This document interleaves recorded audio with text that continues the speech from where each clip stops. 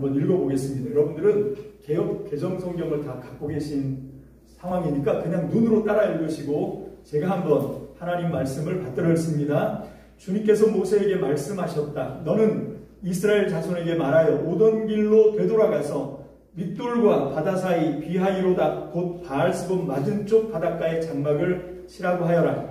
그러면 파라오는 이스라엘 자손이 막막한 광야에 갇혀서 아직 이 땅을 헤매고 있을 것이라고 생각할 것이다. 내가 바로의 고집을 꺾지 않고 그대로 둘 터이니 그가 너희를 뒤쫓아올 것이다. 그러나 나는 파라오와 그 군대를 물리침으로써 나의 영광을 드러낼 것이다. 이집트 사람들이 이것을 보고서 내가 주님임을 알게 될 것이다.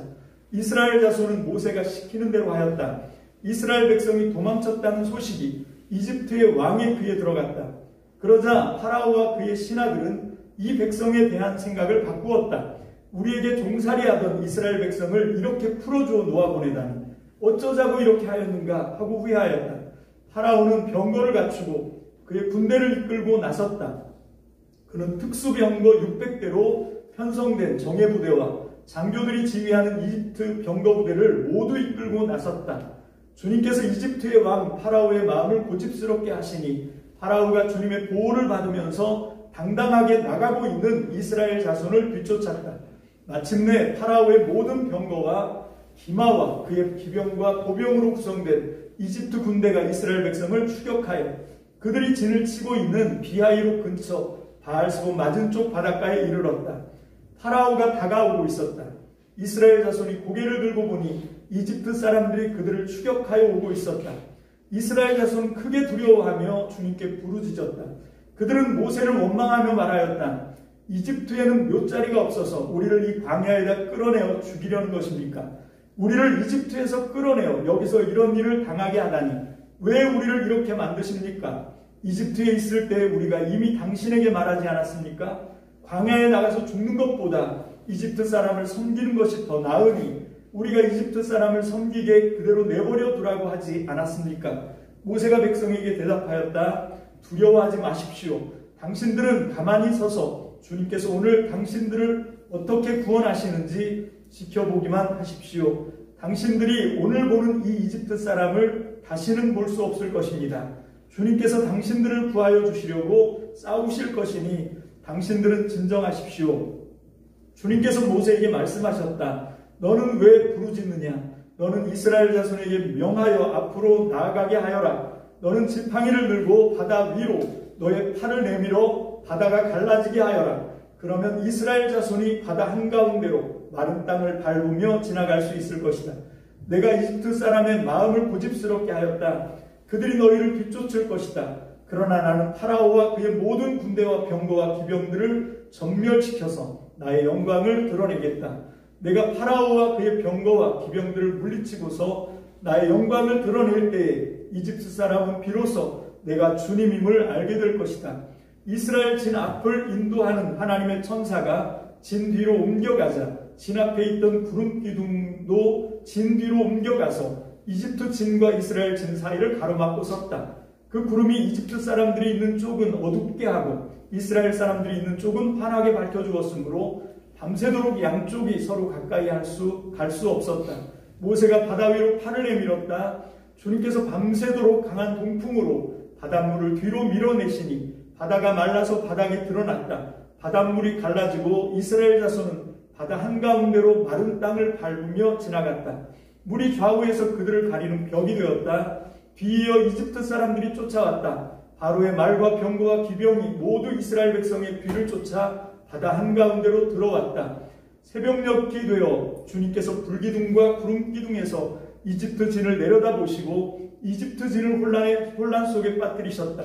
주님께서 병거의 바퀴를 벗기셔서 전진하기 어렵게 만드시니 이집트 사람들은 이스라엘 사람들을 쫓지 말고 되돌아가자. 그들의 주가 그들 편이 되어 우리 이집트 사람과 싸운다 하고 외쳤다. 주님께서 모세에게 이르셨다. 너는 바다 위로 너의 팔을 내밀어라. 그러면 바닷물이 이집트 사람과 그 병거와 기병 쪽으로 다시 흐를 것이다. 모세가 바다 위로 팔을 내미니 새벽녘에 바닷물이 본래의 상태로 되돌아왔다. 이집트 사람들이 되돌아오는 물결에서 벗어나려고 하였으나 주님께서 이집트 사람들을 바다 한가운데 빠뜨리셨다. 이렇게 물이 다시 돌아와서 병거와 기범을 뒤덮여버렸다. 그래서 이스라엘 백성의 뒤를 따라 바다로 들어간 파라오의 모든 군대는 하나도 살아남지 못하였다. 이스라엘 자손은 바다 한가운데로 마른 땅을 밟으며 지나갔는데 바닷물이 좌우에서 그들을 가리는 벽이 되어 주었던 것이다. 바로 그날 주님께서 이스라엘을 이집트 사람들의 손아귀에서 구원하셨고 이스라엘은 바닷가에 널려있는 이집트 사람들의 죽음을 보게 되었다.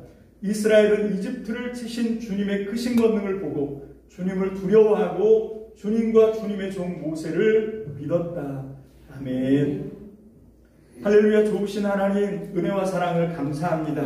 오늘 우리가 출애굽기 14장의 말씀을 통해서 정말 하나님께서 우리에게 원하시는 그리고 하나님께서 우리에게 기대하시는 주님의 뜻을 우리가 분별하기 원합니다. 그러나 하나님 우리가 사람인지라 오해할 수밖에 없고 주님의 음성을 들을 수 없는 한계가 분명히 있음을 주님 앞에 고백합니다. 주님, 우리의 지혜가 아니라 하나님의 지혜로, 우리의 능력이 아니라 하나님의 계시의 영으로 우리에게 주님의 말씀의 비밀을 알게 하여 주옵소서. 그래서 아버지 하나님, 이것으로 우리가 자랑하는 것이 아니라 이것을 통하여 하나님을 잘 섬기게 하시고 하나님 정말로 잃어버린 영혼들을 찾아 하나님의 백성이 되게 하는 일에 보탬이 될 수 있도록 우리의 믿음을 굳건하게 하는 일에 사용될 수 있도록 오늘 우리가 이 말씀을 통하여 하나님의 말씀에 집중할 때 주의 음성이 우리 가운데 들려오게 하여 주옵소서. 살아계신 하나님의 음성을 듣고 믿음이 온전히 부활하여 하나님 기쁨으로 돌아갈 수 있는 저와 우리 참믿음교회 성도들 다 될 수 있도록 비대면 영상으로 예배를 드리는 모든 심령에게도 동일하게 성령님 역사하여 주시옵소서.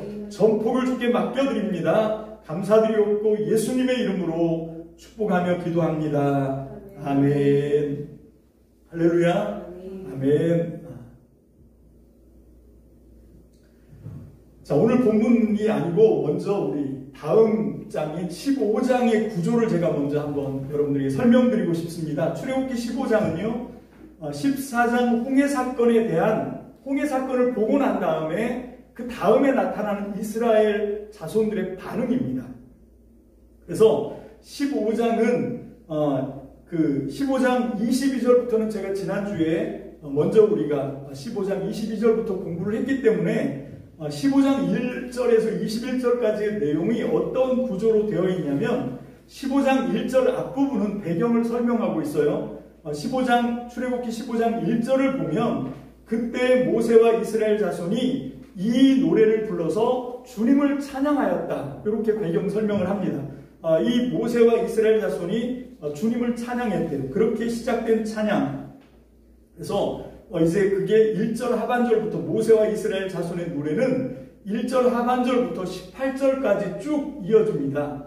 자, 그리고 이어진 이제 출애굽기 15장 19절은 다름 아니라 그 앞에 있는 출애굽기 14장을 딱 한 절로 요약을 해놓은 거예요. 자, 출애굽기 15장 19절은 이제 그 출애굽기 먼저 15장 1절을 보면 뭐로 시작하냐면 그때에 라고 시작하지요. 15장 1절에 그때에 라고 시작하는데 이게 바로 출애굽기 14장 홍해 사건을 가리키고 있습니다. 그 홍해 사건을 가리키는 시제가 그때예요. 그래서 그때 그 홍해바다 사건을 보고 사람들이 이제 흥분해서 하나님 앞에 반응하는데 어떻게 반응하냐? 춤추면서 찬양하면서 그렇게 했다는 거죠. 자, 이제 출애굽기 14장의 홍해 사건을 가리키는 출애굽기 15장 19절은 어떻게 되어 있냐면 우리 출애굽기 15장 19절 제가 카톡에다가 세 번역으로 올려드렸습니다. 한번 찾아서 보시면 좀 도움이 될 거예요. 제가 한번 읽습니다. 파라오의 군마가 그의 병거와 기병과 함께 갈라진 바다로 들어갔을 때 주님께서 바닷물을 돌이키셔서 그들을 덮으셨다. 그러나 이스라엘 자손은 바다 한가운데로 마른 땅을 밟고 건넜다. 자, 이게 그 14장 전체 1절부터 오늘 본문 31절까지의 내용을 15장 19절 한 절로 딱 축약을 한 거예요. 그렇게 하고 난 다음에 이제 그 하나님이 크신 능력으로 홍해 사건을 일으키셨고 그것을 그 현장에서 직접 경험하고 목격했던 당사자인 모세와 이스라엘 자손들이 노래를 불러서 하나님을 찬양했다. 이게 이제 15장 1절로 21절까지의 내용이죠. 자, 출애굽기 15장 20절로 21절 다시 또 똑같은 단어가 나옵니다. 20절에 보면 20절로 21절 그때에 아론의 누이요 예언자인 미리암이 손에 소구를 들이 여인들도 모두 그를 따라 나와 소구를 들고 춤을 추었다. 미리암이 노래를 매겼다. 주님을 찬송하여라. 그지없이 높으신 분 말과 기병을 바다에 던져 넣으셨다. 자, 저의 추측입니다. 저의 추측으로는 출애굽기 14장의 놀라운 홍해 사건을 경험한 모세와 이스라엘 자손들은 모두 하나같이 하나님께 대한 경외심과 감사로 완전히 충만한 상태였을 것입니다. 왜 안 그렇겠습니까? 그런데 그때 미리암이 이제 소구를 들고 춤을 추기 시작하는 거예요. 사람들이 이제 이 홍해 사건을 경험하고 그 홍해 사건 한가운데서 살아계신 하나님을 정말 몸소리 쳐지게 발견한 거거든요. 너무 소름 끼치게, 너무 그냥 가슴이 터질 것처럼 하나님 진짜 살아계시구나, 우리를 이렇게 건져내셨구나, 그 경험을 하고 난 다음에 얼마나 흥분됐겠습니까? 그러고 있는데 이제 그 불을 누가 붙이냐면 미리암이 소구를 들고 맨 처음엔 춤을 추기 시작합니다. 그랬더니 여인들이 다 미리암을 따라서 소구를 들고 나와서 똑같이 이제 춤을 추기 시작합니다. 제 상상이지만 남자들도 아마 그 춤에 함께 동참을 했을 겁니다. 그렇게 모두가 이제 춤을 추는데 미리암이 노래를 부르기 시작하는 거예요. 미리암이 주도하는 겁니다. 그래서 이제 모세와 이스라엘 자손 모두가 진짜 벅차서 터질 것 같은 마음으로 하나님을 찬양하는 것, 그게 출애굽기 15장 1절로 21절 내용이에요. 이해가 잘 안 가시면 여러분 2002년 월드컵 때를 한번 떠올려 보십시오. 여러분 그때 진짜 대단치도 않았습니다. 우리나라가 어떻게 축구 월드컵 예선도 제대로 못 들어가던 그런 나라였는데 2002년도에 히딩크 마법이라고 해서 월드컵 4강 신화가 이루어졌을 때 그때요 저도 붉은 악마 티 입고 막 응원하다가 남모르는 전혀 본 적이 없는 사람들하고 그냥 얼싸안고 펄펄 뛰면서 누가 대한민국 하면 그냥 막 박수도 치고 발도 구르고 심지어는 차 타고 가는 사람들 경적까지 빠방 빵빵빵 하면서 정말 전 국민이 다 그 축구공 하나에 완전히 이게 정신이 가닥하지 않았습니까? 여러분 그런데 이 홍해 사건은 그것보다 10배 아니 100배 더 완전 흥분한 상태에서 살아계신 하나님을 경험하고 그 하나님께 노래할 수밖에 없고 춤출 수밖에 없고 그런 상황들이 지금 15장에 재현된 거지요. 그래서 이제 정말 우리가 도대체 그러면 그 14장에 무슨 사건이 있었나, 아까 우리 15장 19절에 한 절로 딱 축약을 했지만 우리가 이걸 좀 자세히 살펴볼 건데 이 사건 저는 좀 우리도 똑같이 부푼 기대와 설렘을 가지고 이 14장을 우리가 한번 그 사건 속으로 들어가 보고 싶습니다. 그렇지만 저는 이 사건을 쉽게 다루고 싶지는 않습니다. 너무 쉽게 다뤄요. 그리고 심지어 이 홍해 사건은요 스님들도 얘기하더라고요. 우리도 다 안다고. 세상 사람들도 이걸 다 알아요. 무슨 뭐죠? 이집트 왕자 이런 만화들이 막 나오니까 다 아는데 과연 그게 정말 성경이 얘기하고 있는 건가? 우리가 좀 성경을 하나 조목조목 따져가면서 우리가 함께 살펴보길 원하는데, 먼저 출애굽기 14장 4절을 함께 읽습니다. 14장 4절 다 함께요. 시작. 내가 파라오의 고집을 꺾지 않고 그대로 둘 터이니 그가 너희를 뒤쫓아올 것이다. 그러나 나는 파라오와 그 군대를 물리침으로써 나의 영광을 드러낼 것이니 이집트 사람들이 이것을 보고서 내가 주님임을 알게 될 것이다. 이스라엘 자손은 모세가 시키는 대로 하였다. 자, 14장 7절도 연속해서 한번 읽어보겠습니다. 시작. 내가 이집트 사람의 마음을 고집스럽게 하겠다. 그들이 너희를 뒤쫓을 것이다. 그러나 나는 파라오와 그의 모든 군대와 병거와 기병들을 전멸시켜서 나의 영광을 드러내겠다. 여러분, 여러분들이 경험하고 여러분들이 알고 있는 하나님이 이런 분입니까? 여러분, 이집트의 애먼 군인들을 다 전멸시켜서 다 죽여서 자기가 영광을 받는 그런 분인가요? 여러분, 여기서 한 걸음 더 나가서 한번 생각을 해보자고요. 무슨 영화나 드라마 같은 데서 악역 배역을 맡은 사람이 나타납니다. 이 사람이 정말 온갖 악한 짓을 다 해요. 거기서 다른 사람들을 이 상처를 주고 심지어는 폭력을 행사하고 그러다가 살인까지 합니다. 여러분, 그러면 그 드라마의 그 연출의 배역을 맡았던 그 악역이 그 드라마에서 저지른 살인이나 그런 폭력이나 이런 거에 대해서 무슨 책임을 집니까? 무슨 뭐 법적인 책임이나 도의적인 책임 이런 걸 지나요? 아니죠. 여러분 그건 그냥 배역일 뿐이잖아요. 그죠? 그냥 그렇게 악역을 하라고 해서 맡겨져서 그렇게 한 거라고요. 근데 여기 성경을 보면 마치 이건 다 하나님이 다 만든 거예요. 하나님이 다 이 시나리오를 썼어. 이 파라오는 그냥 하나님이 완악하게 해서 완악한 거고 그래서 이렇게 한 거란 말이죠. 그러면 이게 여러분 아까 제가 말씀드린 것처럼 이거는 배역을 맡은 사람한테는 문제가 없는 거예요. 악한 역을 맡았다고 그 사람이 나쁜 놈입니까? 여러분 이게 현실과 드라마를 잘 구분 못하는 이 지각이 좀 약간 혼란스러운 나이 드신 분들이 그 유명한 드라마, 인기 있는 드라마의 악역으로 나온 사람들을 길에서 만나면 그분들이 막 욕을 하고 심지어는 폭력까지 행사하고 뭐 그런 얘기를 저도 들은 적이 있어요. 그러면 오히려 그런 배우들은 아 내가 맡은 역할을 정말 연기를 잘했구나 하고 맞으면서 욕먹으면서 오히려 위로를 받는다고 그런 얘기를 들은 적이 있거든요. 그런 식으로 여러분 만약에 이게 하나님이 다 결정하고 하나님이 다 완악하게 하고 하나님이 그 배역을 맡겼다면 하나님이 시켜서 가룟 유다가 예수님을 팔아 넘겼고 그래서 예수님을 십자가에서 죽게 했고 그러면 그게 가룟 유다의 책임입니까? 아니죠. 이건 하나님이 책임지셔야 되는 문제입니다. 안 그렇습니까? 하나님이 모든 걸 다 결정하시고 모든 걸 다 예정하셨다면 그런 거잖아요. 여러분 성경이 비록 그렇게 여기도 그렇게 쓰고 있지만 여러분 이거는 어떤 건가 하면 이미 일어난 홍해 사건에 대해서 나중에 결과론적으로 이거를 신앙의 차원에서 이건 모두가 하나님이 하신 겁니다. 이런 차원에서 지금 이걸 풀어가고 있는 거예요. 예를 들면 바울의 서신서들마다 바울이 뭐라고 얘기하냐면 내가 사도가 된 건 내가 잘나서 내가 노력해서 된 게 아니라 이게 다 누가 그렇게 하신 거래요? 하나님이 나를 사도로 부르셔서 내가 사도가 됐대요. 근데 우리 사도행전을 읽어보고 바울의 서신들을 보면 알 수 있는 것처럼 바울이 가만히 있는데 하나님이 바울을 사도로 만드셨습니까? 천만에요. 여러분 바울이 맨 처음에는 예수 믿는 사람들을 핍박합니다. 박해합니다. 심지어는 스데반을 돌로 쳐서 죽게 하는데 자기가 다 책임을 져요. 그러면 이때 이 사람이 하나님이 나를 사도로 부르셨다 알았습니까? 전혀 몰랐다고요.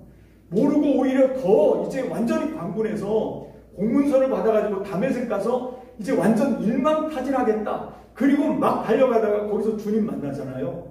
그러면 그런 겁니다. 바울이 처음부터 나는 하나님이 사도로 부르셨어. 이건 다 예정되어 있는 일이야. 그런 게 아니라고요. 그냥 자기는 이게 거짓이고 이게 잘못된 거라고 생각해서 그 사람들을 핍박을 하다가 한계에 부딪혔고 거기서 이제 어떤 사건을 만났고 그러면서 나중에 가서야 하나님이 이게 진리구나. 그리고 하나님이 오히려 나를 이방인의 사도로 부르셨구나. 이건 나중에 결과론적으로 뒤에 가서 결론 내리는 거죠. 여러분 이 홍해 사건도 마찬가지입니다. 하나님은 그런 분이 아니에요. 여러분 예레미야 29장 11절 말씀 우리가 한번 보겠습니다. 예레미야 29장 11절입니다. 다 함께 읽습니다. 시작. 너희를 두고 계획하고 있는 일들은 오직 나만이 알고 있다. 내가 너희를 두고 계획하는 일들은 재앙이 아니라 번영이다. 너희에게 미래에 대한 희망을 주려는 것이다. 나 주의 말이다. 여러분 하나님은요 이방 사람이라고 그래서 이걸 다 지옥 뗄감 이런 분이 아닙니다. 유대인들이 착각한 거지.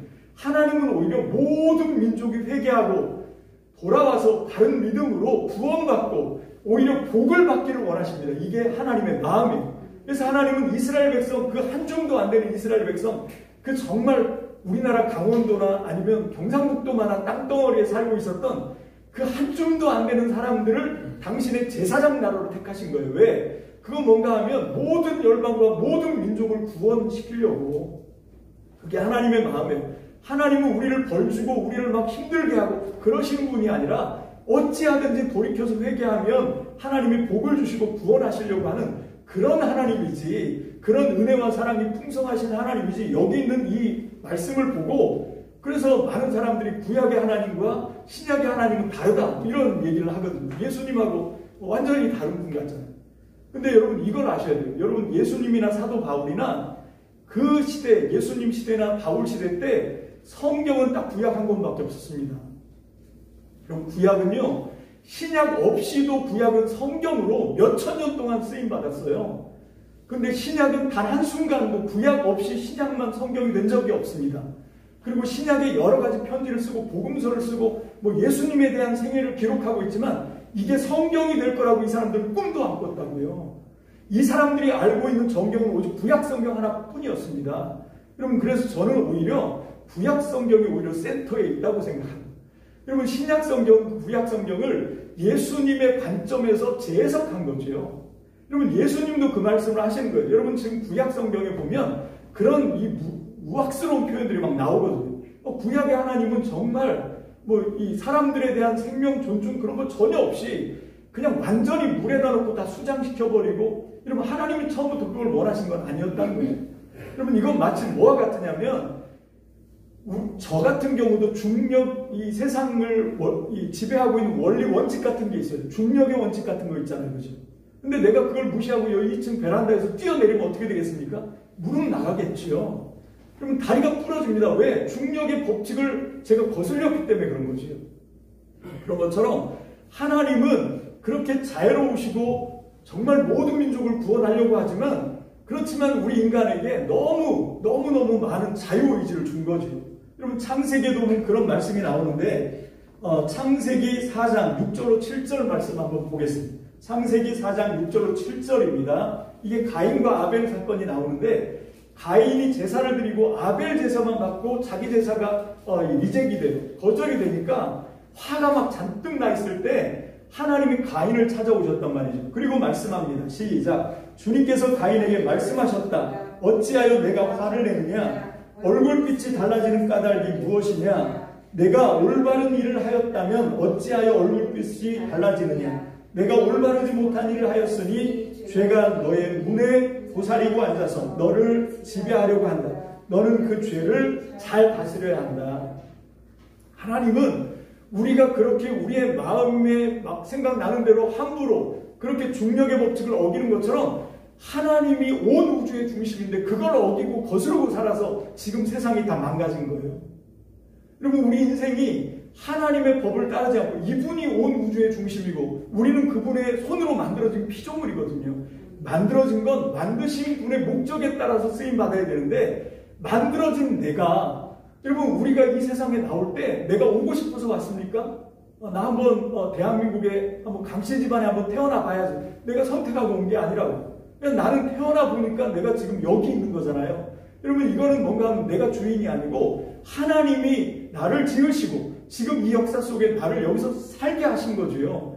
그러면 우리는 어떻게 해야 되냐면, 내가 중심, 주인 된 자리에서 내 마음대로 내 멋대로 살아가려고 하는 것이 아니라, 나를 보내시고 나를 만드시고 나를 창조하신 분이 왜 나를 이곳에 보내셨는지 내가 그 주인을 만나서 그 주인에게 물어봐야 되는 거잖아요. 왜 나를 여기에 보내셨냐고, 내가 여기서 뭘 해야 되냐고. 여러분, 이걸 묻는 게 이게 신앙입니다. 근데 이걸 거스르고 살고 내가 주인이야, 내가 중심이야 라고 생각하니까 어떤 일이 벌어지냐면 모든 게 다 엉망이 되는 거예요.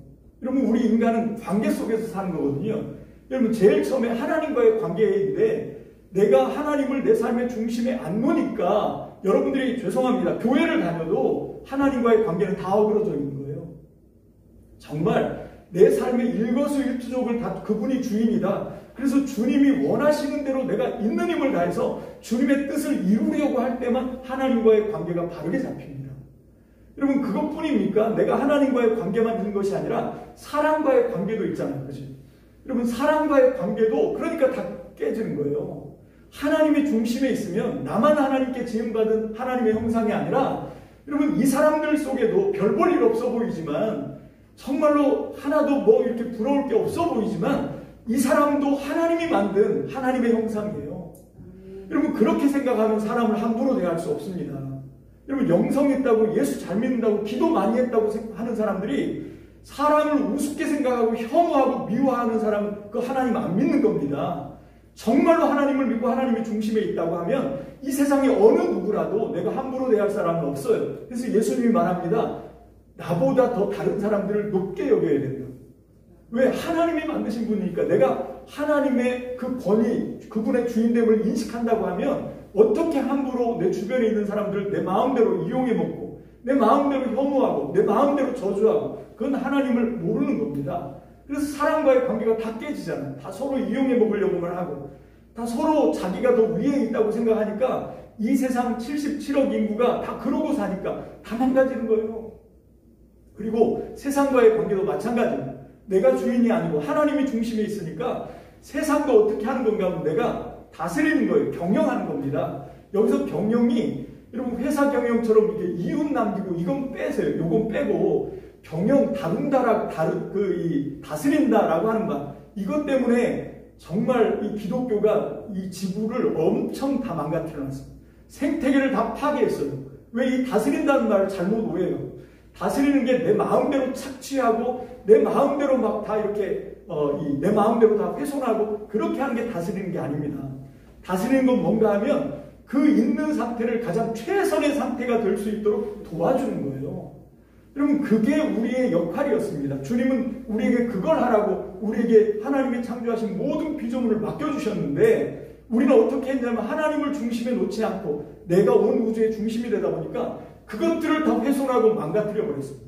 세상과의 관계도 다 끝장이 났습니다. 그래서 그 스티븐 호킹 돌아가셨는데 그분 같은 경우는 이제 지구의 시간은 10시 10분이다.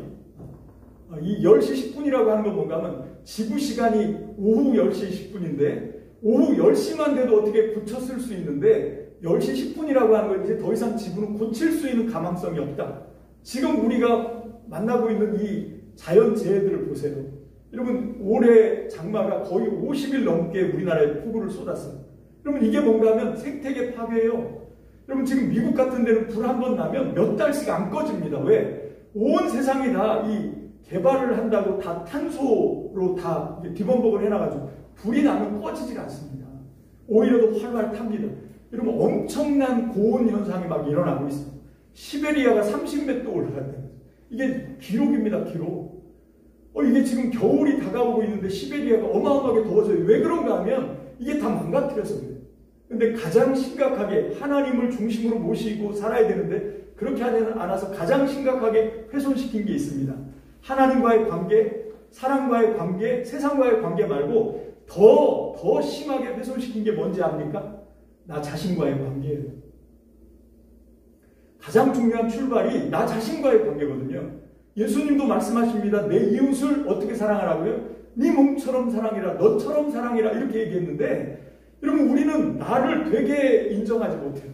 왜? 하나님이 중심인데 내가 중심이라고 생각하니까 나는 왜 이렇게 생겼지? 나는 왜 이 모양이지? 그냥 나는 불량품 같고 하자 있는 인간 같고 그렇게 생각하면서 자기 자신에 대한 열등의식, 자기 자신에 대한 부정적인 생각 이런 거에 완전히 사로잡혀 있으니까 여러분 여기가 출발인데 여기서부터 정말 충만한 영적인 풍성한 생명을 얻어서 하나님과의 관계도 그리고 세상과의 관계도 사람과의 관계도 하나님의 평안을 만들어내는 그런 역할을 해야 되는데 이게 다 망가져 있는 거지. 여러분 지금 여기 이 이집트의 파라오가 바로 그런 사람이에요. 그런 사람을 지금 하나님께서 10가지 재앙을 통해서 정신 차리게 했단 말이죠.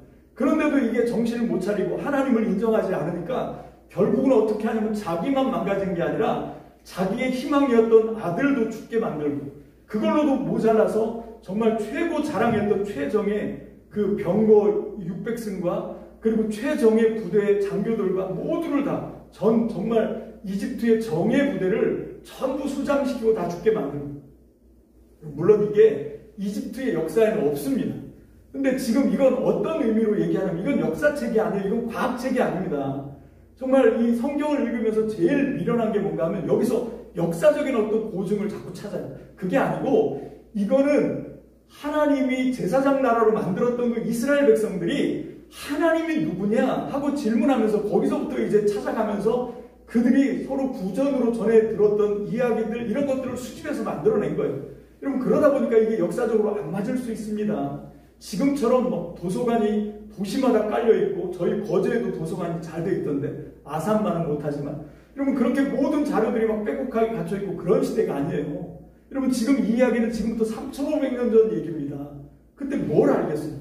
그러다 보니까 여러 가지 허점투성이가 있지만 우리는 그걸 보는 게 아니라고. 제일 멍청한 짓을 하는 게 창조과학입니다. 여기 성경책에서 무슨 과학의 원리를 찾아 그런 거 없어요. 그러다 보니까 이 성경책에 있는 세상은 평평한 지구다. 그렇지 성경은 평평한 지구를 믿었어요. 그래서 창세기 1장부터 보면 그냥 지구가 평평해. 해가 동쪽에서 떴다가 서쪽에 떨어져. 그럼 서쪽에 가보면 해가 수북히 쌓여 있어야 돼. 근데 심지어 지금 21세기인데 지금도 지구가 평평하다고 믿고 있는 사람들이 1000만 명이 넘는다고 그래요. 제가 그걸 듣고요, 경악을 금치 못했어요. 유튜브에 보니까 진짜 그렇더라고요. 멀쩡하게 생긴 사람이 이게 지금 나사가 얘기하는 둥근 지구는 마귀의 사탄의 속임수다 그러면서 이 평평한 지구를 믿어야 성경이 뚫린다. 성경 뚫어서 뭐 하게. 난 이해가 안 가요. 근데 내가 거기다 곧바로 반론을 썼지. 야, 그러면 백야 현상을 어떻게 설명할래? 여러분, 저 극지방에 가면 해가 안 떨어져요. 여러분, 이 사람들이 생각하는 것처럼 평평한 지구면 그런 일은 일어나면 안 되죠. 무슨 백야가 어떻게 있습니까? 그리고 일출 시간이 지역마다 어떻게 다 틀려요. 평평한데 똑같아야지. 이 말이 안 되는 거를 지금 주장하고 있고 정말 정신이 없어요. 왜 그런가 하면 이게 자기가 자꾸 중심이 돼서 이런 것들을 하기 때문에. 여러분, 우리는 이 출애굽 사건 14장의 사건을 오늘 한 시간에 이제 다 못해요. 다음 시간에 더 중요한 얘기를 할 건데 오늘은 이제 여기서 마치려고 합니다. 이제 오늘 말씀의 결론을 맺고 마치려고 합니다. 하도 두서없이 하다 보니까 로마서 6장 11절로 12절 제가 참고 문헌에 넣었다고 생각했는데 안 나와 있습니다. 제가 읽겠습니다. 이와 같이 여러분도 죄에 대해서는 죽은 사람이요 하나님을 위해서는 그리스도 예수 안에서 살고 있는 사람이라는 것을 알아야 합니다. 그러므로 여러분은 죄가 여러분의 죽을 몸을 지배하지 못하게 해서 여러분이 몸의 정욕에 굴복하는 일이 없도록 하십시오. 여러분, 바울이 신약시대임에도 불구하고 이 얘기를 쓰고 있어요. 그냥 주님이 다 알아서 해주시지, 하나님이 다 알아서 해주시지, 그런 게 아니라는 거예요. 주님이 알아서 다 하시고 이건 주님이 하셨으니까 나는 책임 없어. 여러분, 그러니까 기독교가 지금 욕을 먹는 거예요. 그게 아니고 지금 출애굽기 이야기는 그런 식으로 이해하면 안 돼요. 하나님이 모든 걸 다 연출하신다, 모든 걸 다 만들어 가신다, 그러지 않았어요. 하나님은 다 그럴 수 있는데 사람을 만들어서 하나님의 대리자로 세웠다니까요. 그리고 온 우주와 모든 만물을 다스리라고 우리에게 맡겨주셨단 말입니다. 정신을 차려야 돼요. 그리고 정말 하나님이 기뻐하실 수 있도록 이걸 어떻게 하면 잘 경영할 수 있을까? 여러분, 이걸 위해서 우리가 최선을 다해야 됩니다. 여러분, 이 홍해 사건을 회상하면서 하나님을 신앙 중심에 놓고 표현을 하다 보니까 마치 하나님이 다 각본을 짜고 그래서 이집트 황제 파라오의 군대와 병거를 다 함께 수장시켜서 영광을 받으신 것처럼. 여러분, 어떻게 이게 영광이 됩니까? 여러분, 하나님께서 말씀하시고 있는 이 영광이라고 하는 건 뭔가 하면 하나님의 뜻에 순종하고 하나님을 내 삶의 중심에 놓고 살아가면 세상이 평화로워지고 질서 있게 되고 하나님의 영광이 나타나고 그걸 지금 말씀하고 있는 거예요. 여러분, 어떻게 이렇게 이집트의 전군을 다 몰살시키고 바다에 수장시키고 그걸로 영광을 취하고 그런 표현에 우리가 현혹되지 말고 그 문자 속에 있는 이 원리들, 성경 전체를 흐르고 있는 정말 이 온 우주의 중심인데 그걸 우리가 하나님을 인정하지 않고 우리가 중심이 돼서 망쳐놓은 그 세상에 대해서 가슴을 치면서 안타까워하시는 그 심정으로 우리가 이 사건들을 읽어봐야 돼요. 그리고 다른 어떤 것보다도 예수 그리스도를 중심으로 다시 한번 이 기록들을 우리가 들여다보고 정말 이 시대에 맞게 다시 재해석을 해야 됩니다. 그걸 하신 분이 예수님이고 사도 바울이고. 여러분, 그게 이분들이 구약 성경을 보고 신약을 쓰면서 그게 뭔가 하면 그 구약 성경에 대한 자기들의 신학이고 신앙 고백인 거예요. 여러분, 우리는 지금 구약과 신약을 다 갖고 있으면서도 여러분, 성경에 쓰여 있으니까 그대로 문자 그대로 믿자, 이것처럼 멍청한 게 없는 거예요. 문자 그대로는 아닙니다. 주님이 해석하신 원리를 따라서 정말 너희가 율법도 오해하고 너희가 예언서도 오해했다 하고 주님이 안타까워하시는 그런 마음으로 우리가 이 말씀을 읽어보면 어떻게 됩니까? 그거는 하나님께서 우리가 자유의지를 가지고 있다고 하나님의 자비하심과 은혜와 사랑하심을 거슬러서 교만을 떨다가 고집을 부리다가 인생을 망가뜨리는 그 대표적인 인물이 이집트 황제 파라오였다는 거죠. 우리도 똑같이 다를 바가 없어요. 지금 우리도 내가 교만하게 내가 세상의 중심인 줄 알고 하나님을 잊어버리고 하나님을 무시하고 살면 이집트 황제 파라오처럼 그렇게 자기도 망하고 자기 자식도 죽고 자기가 자랑하던 최정의 병거 부대와 특수부대가 다 몰살을 당하는 그런 일이 생긴다는 거죠. 어떻게 해야 됩니까? 정말로 이 전철을 밟지 않고 하나님 앞에 겸손하게 믿음을 지키고 순종하면서 하나님의 사랑과 은총을 풍성하게 누리는 저와 여러분들 되시길 주님의 이름으로 축복합니다. 오늘 이 홍해 사건은 바로 그걸 우리에게 말씀해 주고 있습니다. 하나님 앞에 교만 떨고 거역하면 망가지는 거고, 그게 아니라 내 삶의 주인이 하나님이시고 나는 그분의 말씀에 철저하게 순종하고 겸손하게 어떻게 하면 이 세상을 지으신 하나님이 나의 삶을 통해서 영광을 오롯이 받을 수 있을까를 고민할 때 하나님은 저와 여러분들을 먼저 풍성하게 하시고 복되게 하시고 하나님은 우리의 삶을 책임져 주시고 이끌어 가시는 분인 것을 믿으시기를 주님의 이름으로 축복합니다. 그 믿음으로 승리하는 저와 여러분들 되시기를 주님의 이름으로 축복합니다. 아멘. 우리 정다은이 갔어?